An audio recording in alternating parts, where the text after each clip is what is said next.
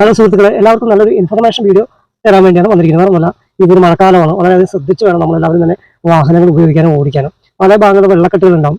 കുളങ്ങളും കായലുകളും എല്ലാം തന്നെ നിറഞ്ഞു കവിഞ്ഞ് റോട്ടിലോട്ട് വന്ന് നിൽക്കുന്നത്. എവിടെ കുഴിയുണ്ടോ, എവിടെ വെള്ളം കൂടുതലുണ്ടോ ഒന്നും അറിയില്ല.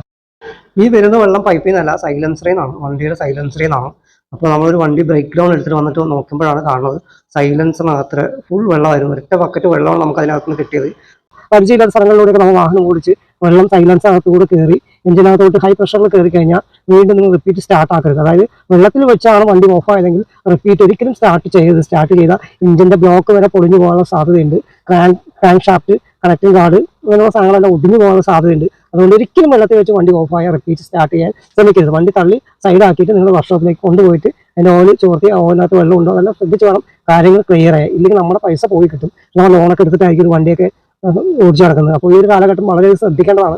ഈ ഹൈറ്റ് കുറവുള്ള വണ്ടികളൊക്കെ വെള്ളത്തിലൂടെ പോകുമ്പോൾ പെട്ടെന്ന് വെള്ളം അകത്ത് കയറാനും എയർ ഫിൽറ്റർ വഴി അകത്ത് കയറാനും സൈലൻസർ വഴി അകത്ത് കയറാനും സാധ്യതയുള്ളതുകൊണ്ട് തന്നെ 4x4 വണ്ടിയൊക്കെയാണെന്ന് വെച്ചാൽ അതിൻ്റെ എയർ ഫിൽറ്ററും കാര്യങ്ങളൊക്കെ അത്യാവശ്യം പ്രോപ്പറായിട്ടാണ് വരുന്നത്. ഹൈറ്റ് കൂടുതലുണ്ട്.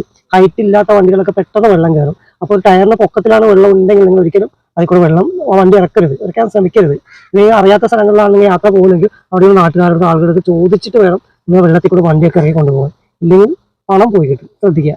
പണ്ടത്തെ ഒരു കടങ്കഥയുണ്ട്, ഓടും കുതിര ചാടും കുതിര വെള്ളം കണ്ട നിൽക്കും കുതിര. പക്ഷെ വെള്ളം കണ്ട കുതിര ഒരിക്കലും നിൽക്കില്ല, കുതിര ചാടിപ്പോകും. പക്ഷെ ഓടും വണ്ടി ചാടും വണ്ടി വെള്ളം കണ്ട നിൽക്കുന്നുണ്ട്.